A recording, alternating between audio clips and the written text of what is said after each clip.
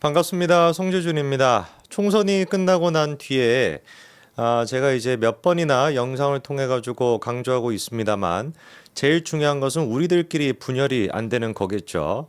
근데 오해하시면 안 되는 게 우리들끼리 분열을 해서는 안 된다라는 얘기가 총선이 끝나고 난 뒤에 아무런 어떤 문제의식을 갖지 않고 변화를 안 해야 된다라는 뜻은 또 아닐 겁니다. 방향성을 정해야 되겠죠. 방향성을 정한다라고 하는 것은 간단합니다. 분열해서는 안 된다. 그리고 분열해서는 안 된다라고 하는 말은 또 간단해요. 이 모든 총선 패배의 원인이 특정 인물 한 사람한테만 있다. 이 사람 때문에 우리가 진 것이다. 라는 식으로 책임을 전가시키고 마녀 사냥하는 게 바로 분열이 되는 길 아니겠습니까?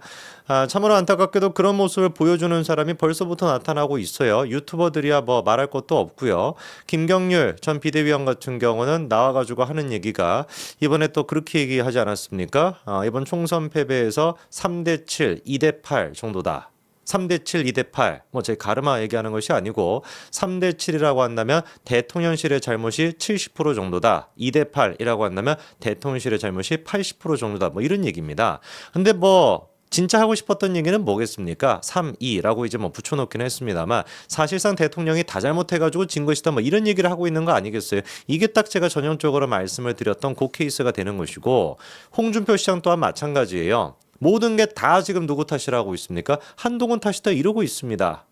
나이도 진짜 지긋하게 드셔가지고 국민의힘에서 그래도 원로라고 불리는 사람인데 그런 사람이 이제 와가지고 기다렸다라는 듯이 글자 그대로 기다렸다는 듯이 총선 패배의 원인은 한동훈 때문이다. 이런 식으로 지금 얘기하는 게 도대체 이게 누구를 위한 거겠습니까? 물어서 뭐 하겠어요. 자기를 위해서 하는 것이죠. 한동훈이라고 하는 사람이 강력한 차기 이제 대권 주자가 될 것 같으니까 자기도 대통령을 하고 싶어가지고 벌써부터 이제 한동훈을 이렇게 깔아뭉개는 거 아니겠습니까? 저는 개인적으로 홍준표 시장 같은 경우는 참 뭐라고 표현해야 될지 모르겠습니다. 딱하다라는 생각까지도 들어요. 솔직히 윤석열 대통령이 선거 대선 기간 동안에도 선거 유세할 때 홍준표 시장이 적극적으로 나와가지고 도와줬습니까? 유승민조차도 나와가지고 씹은 표정으로도 그래도 그 윤석열 대통령 손잡고 이렇게 응원하는 모습까지 보여줬었는데 홍준표 같은 경우는 무슨 건강검진 때문에 못 나온다. 그랬던 사람이 홍준표 아닙니까? 그리고 윤석열 정부가 만들어지고 난 뒤에도 윤석열 대통령에 대해서 힘을 실어줬던 적이 있습니까? 근데 이제 와가지고 하는 얘기가 뭐예요? 윤석열 대통령은 아무런 잘못도 안 했다. 모든 게 다 한동훈 탓이다 라고 지금 얘기하는 게 이거 누가 보든지 간에 한동훈 위원장 죽이기, 한동훈 위원장이 차기 유력한 대선 후보가 될 것 같으니까 미리 밟아놓겠다 이렇게밖에 읽히지 않는 거 아니겠습니까? 저조차도 그 속셈이 보이는데 시청하시는 분들, 저보다 훨씬 더 뛰어나고 훨씬 더 식견이 높으신 분들이 보기에는 그게 안 보이겠냐고요. 왜 이렇게 진짜 김경률도 그렇고 지금 홍준표도 그렇고 저조차 알고 있는 답, 그리고 시청하시는 분들까지도 다 공감하고 있는 그 답을 모르고 자기 이익만을 생각하는지 참으로 진짜 딱할 뿐입니다. 한동훈 위원장 같은 경우는 김경률과는 전혀 다른 모습을 보여주고 있어요. 김경률 같은 경우는 대통령 때문에 진 것이다라는 식으로 얘기하고 있지만 이제 그 총선 패배에 대한 책임을 지고 자기가 내려올 때도 한동훈 위원장은 분명히 뭐라고 얘기했습니까? 모든 게 다 제 책임이다. 기자가 이제 질문하는 경우도 있었죠. 그렇죠? 대통령실과 그리고 또 그런 책임을 공감합니까? 라고 하는 문제에 대해서도 아니다. 모든 거는 내 개인의 책임이다라고 선을 그었습니다. 우리가 생각하는 한동훈 위원장의 모습을 그대로 한동훈 위원장은 결과가 나오고 난 뒤에도 보여주고 있죠. 그리고 이제 이번에 새벽에 13일 새벽에 한동훈 위원장이 당직자와 보좌진들에게 메시지를 또 남겼다라고 합니다. 근데 그 메시지의 내용을 보니까 이것도 참 뭐라고 할까요? 한동훈 위원장답다라는 생각이 듭니다. 한동훈 위원장이 이렇게 글을 시작합니다. 국민의힘 동료 당직자들, 보좌진들께 드리는 글이라고 시작하고요. 살아가는 동료 당직자 보좌진 여러분, 노고가 크셨다라는 걸 제가 누구보다 잘 알고 여러분의 헌신이 어려운 상황 속에서 마지막까지 나라와 당을 지킨 힘이었다고 생각합니다. 동료 여러분들께서는 잘 하셨습니다. 제가 부족했죠. 우리 결과에 대해 충분히 실망합시다. 그래서 무엇을 고쳐야 할지 알아내 고칩시다. 그래도 힘냅시다. 우리가 국민의 사랑을 더 받을 길을 찾게 되길 희망합니다. 급히 떠나느라 동료 당직자, 보좌진 여러분들께 한 분 한 분 인사 못 드린 것이 많이 아쉽습니다. 저는 여러분과 같이 일해서 참 좋았습니다. 잘 지내세요. 2024년 4월 13일 새벽에 한동훈 올림. 이 글을 쓰는 한동훈 위원장의 심정이 어땠을지는 잘 모르겠어요. 그런데 새벽에 이 글을 보냈다라는 겁니다. 그거를 통해 봤었을 때 저녁 내내 그리고 또 새벽까지 한동훈 위원장이 굉장히 좀 고심을 했고 그리고 나름대로 상처가 또 있지 않겠습니까? 여러모로 정말 누구보다도 최선을 다해가지고 총선을 뛰었던 사람이 한동훈 위원장인데 그래도 좀 기대에 못 미치는 결과가 나왔을 때 어떤 또 심정이 들지 우리가 뭐 상상이나 할 수 있겠습니까? 그래도 참 한동훈 위원장답다라는 생각이 드는 게 이번에 그 낙선한 그 후보들한테도 전부 다 연락을 돌렸다라고 합니다.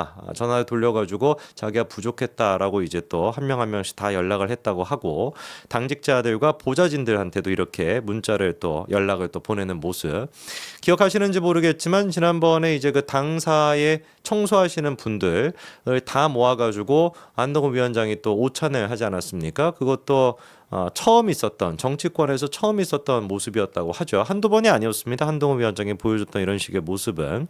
자, 그런데 이 지금 메시지에서 우리가 주목해봐야 되는 것이 몇 가지가 있다라고 봐요. 첫 번째 일단 한동훈 위원장이 하는 얘기가 뭡니까? 제 책임입니다. 모든 것이 다 내 책임이다 라고 당사자가 얘기하는 거 저는 이게 굉장히 중요하다라고 봅니다. 한동훈 위원장이 모든 것이 다 내 책임이었다, 내가 부족했다, 내가 변하겠다 라고 얘기하는 것처럼 대통령실 또한 마찬가지로 똑같은 반응이 나와야 된다라고 저는 봐요. 이거는 누구의 잘잘못을 따지자는 얘기가 아니라 어쨌거나 국민의 선택을 받지 못했다라고 하는 그 결과에 대해 가지고 정치인으로서 보여야 되는 당연한 자세라고 저는 봅니다. 한동훈 위원장도 모든 것이 내 책임이었다 라고 얘기하는 것처럼 대통령실 또한 마찬가지로 당연히 그런 식의 반응이 나올 거라고 저는 예상이 되고요. 그리고 두 번째 하고 있는 얘기가 뭡니까? 결과에 대해서 충분히 실망합시다. 그래서 무엇을 고쳐내야 할지 알아내고 고칩시다라고 얘기하는 거. 이게 또 우리가 주목해봐야 되는 두 번째라고 봅니다.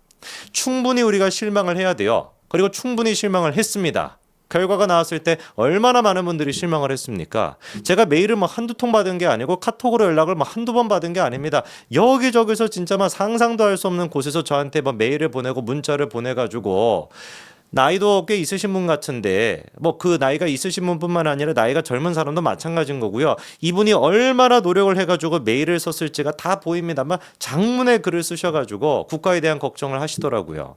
걱정이 안 되겠습니까? 실망하는 사람이 누가 있겠습니까? 충분히 우리가 실망을 해야 됩니다. 그러나 실망하는 것에서 멈추는 것이 아니라 뭘 해야 되는 거겠어요? 무엇을 고쳐야 할지 알아내서 고쳐야 되는 겁니다.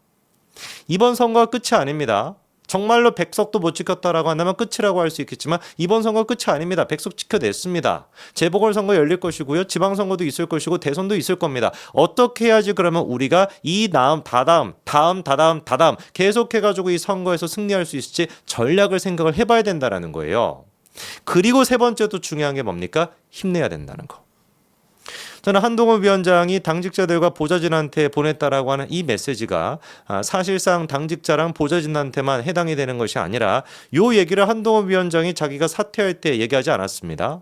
그렇죠? 사퇴하고 난 뒤에 며칠 정도 계속해가지고 고심하고 난 뒤에 새벽에 이런 식의 글을 올렸다라고 한다면 이 글을 그냥 단순히 당직자와 보좌진한테만 해당되는 것이 아니라 국민의힘 지지자들한테 보내는 메시지라고도 생각할 수 있을 거라고 저는 봅니다.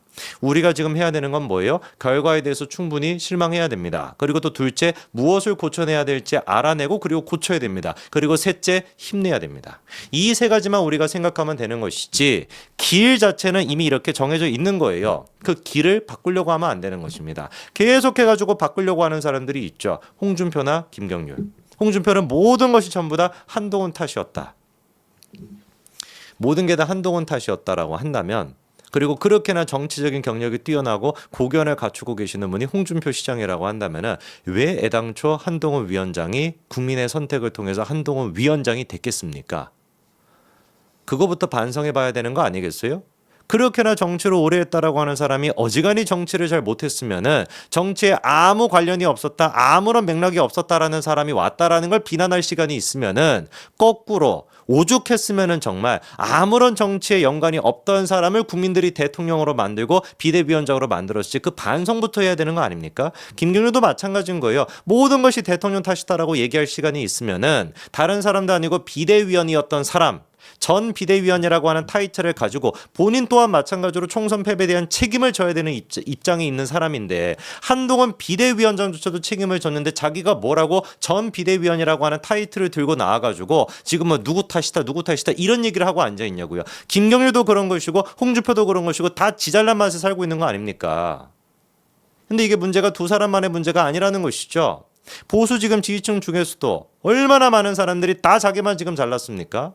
원팀이 돼야 된다. 길은 정해져 있다라는 거를 부정해버리고 얘 때문에 진 거야. 쟤 때문에 진 거야.